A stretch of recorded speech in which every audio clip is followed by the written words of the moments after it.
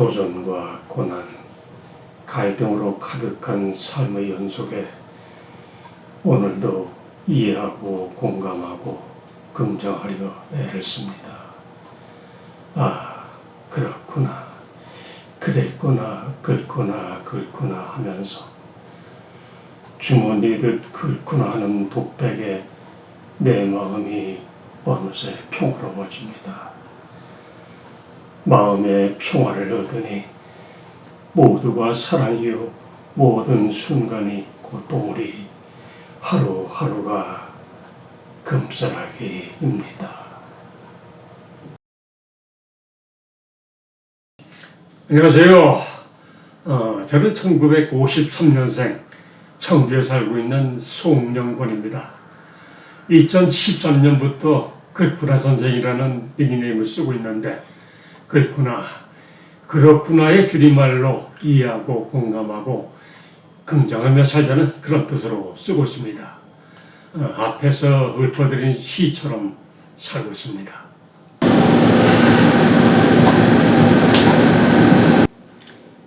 저는 어릴 적에 산골에서 참 가난하게 살았습니다. 방 한 칸에서 부모님과 저희 7 형제가 같이 지냈습니다. 방 안의 흙벽에 벽지도 바르지 못할 그런 형편이었습니다. 그래서 초등학교를 졸업하고 중학교는 이제 검정고시로 했고, 고등학교를 졸업한 후에 다시 또 대학 갈 형편이 못 돼서 공무원 시험을 봤습니다.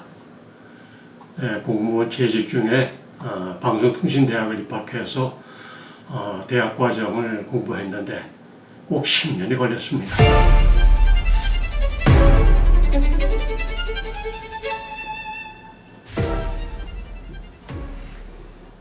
(1974년) 고용노동부, 그 당시에는 노동청이라고 했습니다. 거기서 지금의 9급 공무원으로 사회생활을 시작하게 됐습니다. 아무런 백도 없었지만은 시험 성적이 좋아가지고 노동청의 지방관서 중 1급제인 서울 중부지방사무소에서 근무를 하게 됐습니다. 충주 촌놈이 서울 중심지에 가서 공직생활을 하다 보니까 처음에는 참 많이 어리버리했을 겁니다. 그렇게 공직생활을 하던 중 한 2년을 하다 보니까 공직생활에 부정적인 면이 보였습니다. 그래서 사표를 내던졌는데 선배들의 만류와 회유로 할 수 없이 고향이 충주로 내려와서 다시 청주를 거치게 됐습니다. 청주로 와서 1979년도에 결혼을 했고, 그 뒤 한 2년 뒤인 1980년대 초에 제 삶에 대한 번민을 하게 되었습니다.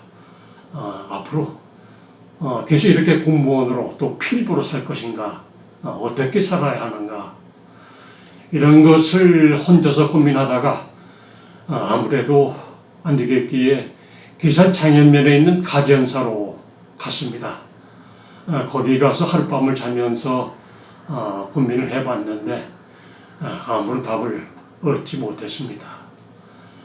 그래서 다시 청주로 와서 나름대로知名도가 있는 어느 유명 인사를 찾아뵙고서 제 진로를 또 상의를 해보았습니다.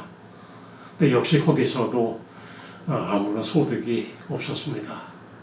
그러다가 한방눈이 펑펑 쏟아지는 어느 겨울날 밤에 혼자서 눈이 많이 쌓인 학교 운동장으로 가서 울부짖기도 했습니다. 이렇게 번민과 방황기를 겪은 것입니다.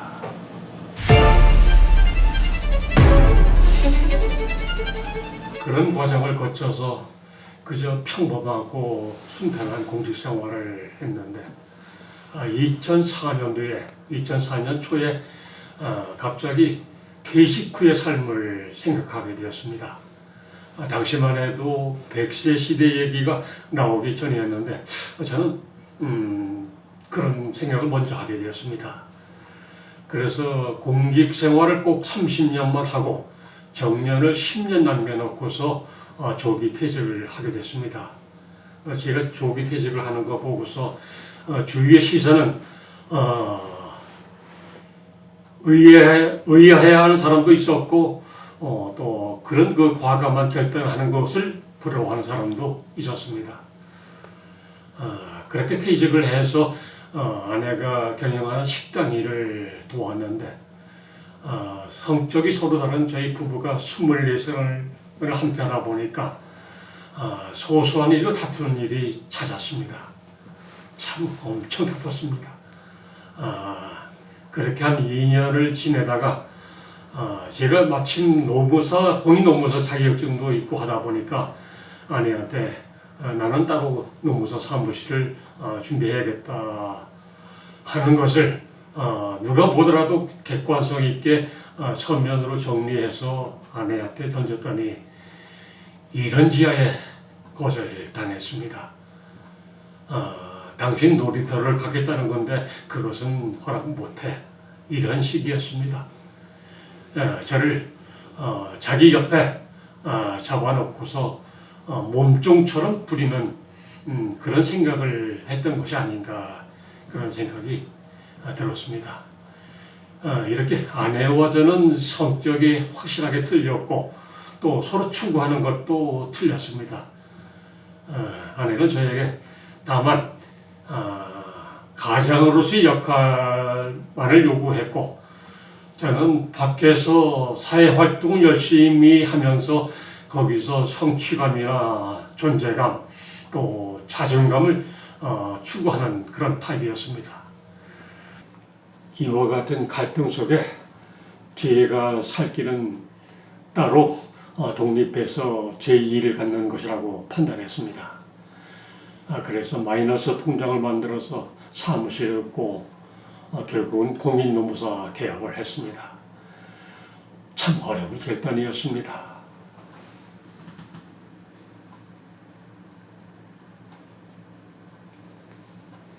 그렇게 공인노무사 개업을 해서 처음에는 아무런 수입이 없었죠. 이런저런 비용의 지출만 있었고 그리고 이제 제가 하는 일은 기업의 노무관리에 필요한 노동관계 법률 차본이었습니다. 그러다 보니까 자문기업을 많이 확보하는 게 급선무여서 참 많이 다녔습니다. 청주는 물론이고 저 진천, 음성까지 샅샅이 다녔습니다. 그렇게 이제 낮에는 예보로 활동을 했고 저녁에 들어와서는 밤늦게까지 또 일을 해야 했습니다. 주말과 휴일도 없었습니다. 먹는 것은 부실했고 또 운동할 시간도 없었습니다. 그렇게 혼신을 다하다 보니까 4년 만에 도내 최고의 노무법인을 맡을 수 있었습니다. 그러나 그게 거절은 아니었습니다. 그 반대급부가 컸습니다. 먹는 거 제대로 먹지 못하고 일만 그렇게 하다 보니까 또 건강도 운동도 하지 못하고 그러다 보니 몸에 진이 다 빠진 것이었습니다. 영어로 번아웃이라고 하죠. 가만히 앉아있는 것조차 힘들었습니다. 병원에 가보았지만은 장기에는 아무런 이상이 없었고 그저 우울증 진단만 하면서 그 약을 처방해 주었습니다. 그 약을 입에 털어넣는데 참 거부감이 심했습니다. 도저히 먹을 수가 없었습니다. 그래서 도로 뱉어내고 그랬습니다. 열정과 자신감으로 똘똘 뭉쳐있던 사람이 하루아침에 열등과 패배감으로 꽉 차는 것이었습니다. 도저히 회복할 수 없었을 것 같았습니다. 회복되지 않을 것 같았습니다. 그래서 사무실 직원들한테 폐업 절차를 진행하라 얘기해놨고 저는 그저 죽을 생각만 하고 있었습니다. 어떻게 죽을 것인가? 목을 맬 것인가? 아니면은 손목의 정맥을 끊을 것이냐, 또는 대청 때문에는 문의 대교에 가서 몸을 던져 죽을 것이냐, 이런 식으로 죽을 궁리만 했습니다. 한여름에 그런 과정이 있었는데 여름에 장맛비가 쏟아지면서 천둥번개를 치면은 그것을 계기로 이 세상이 아주 끝났으면 하는 그런 생각도 했고 영원히 아침이 오지 않기를 바라기도 했습니다. 그렇게 힘들게 지내다가 8월 초 6월 달에 제가 이제 건강이 나빠지기 시작했는데 여름을 지나고 8월 말쯤에 서울에 있는 어느 젊은 노무사가 제 소식을 듣고 제 사무실을 인수할 뜻이 있다고 했습니다. 그래서 제가 도저히 감당할 자신은 없겠고 하다 보니까 양돈하되 저한테 상위 고문 자리를 달라는 조건으로 양도를 했습니다. 제가 그때만 해도 아직 건강이 완전히 회복되기 전이었는데 어떻게 그런 생각을 했는지 지금에 와서 생각해 보면 그게 신의 한 수였다는 그런 생각을 하게 됩니다. 그렇게 사무실을 이제 양도하고 나서 편한 마음으로 사무실에 매일 출근하고 직원들과 함께 하면서 또 운동도 하고 그렇게 하면서 몸과 마음이 점차 회복돼 갔는데 아내와의 갈등은 점점 더 깊어졌습니다. 아주 최악으로 치닫고 있었습니다. 그러다가 결국은 2011년 10월 달에 아내로부터 제가 강제 격리 당하는 일을 겪게 되었습니다. 그런 일이 있은 후에 가정이 완전 해체되었죠. 참 부끄러운 일입니다.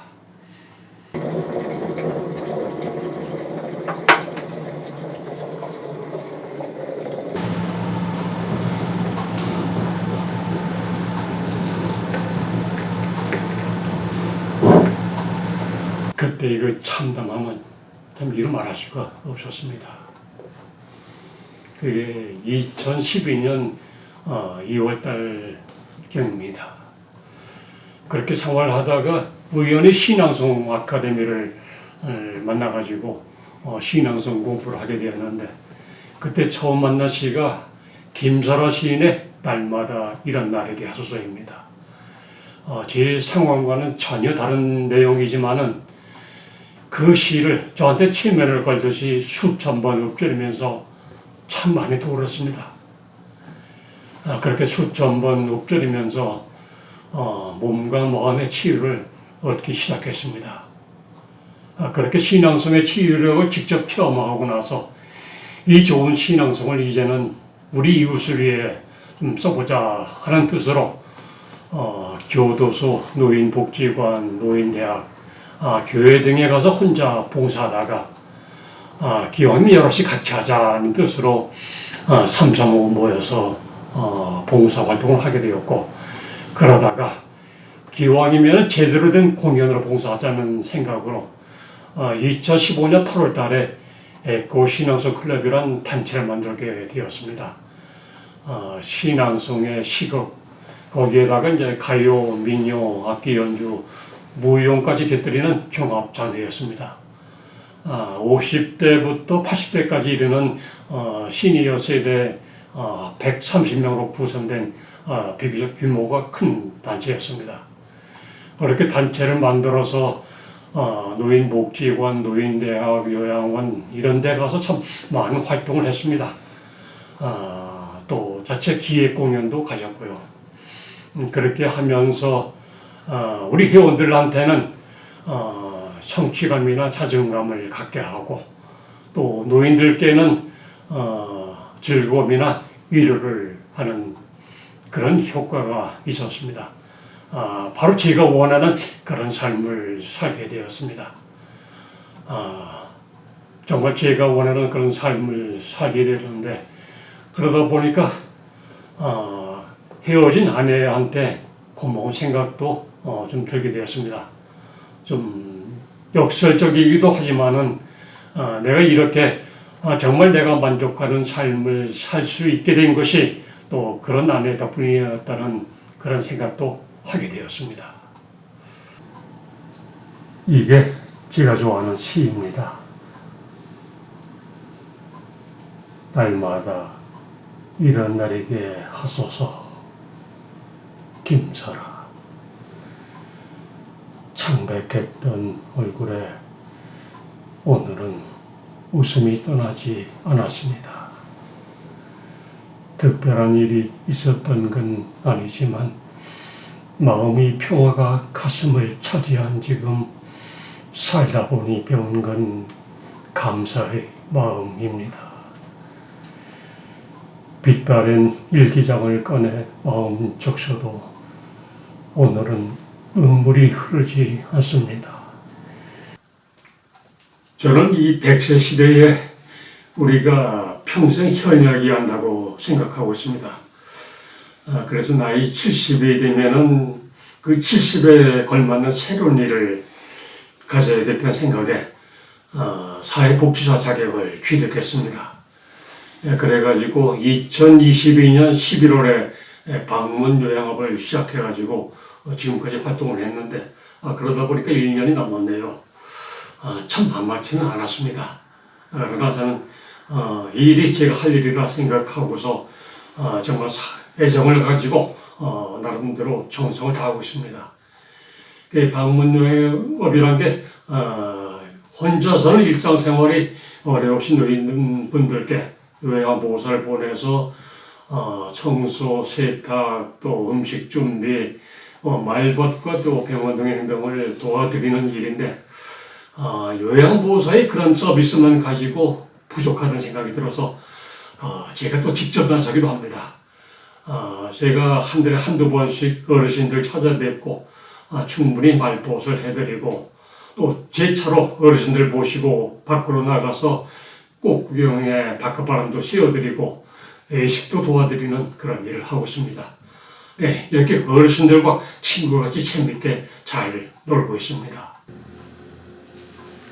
제가 성당이나 교회는 나가지 않지만은 늘 기도하는 마음으로 살고 있습니다. 지금까지 말씀드린 것 같이 참 제가 굴곡진 삶을 살았습니다.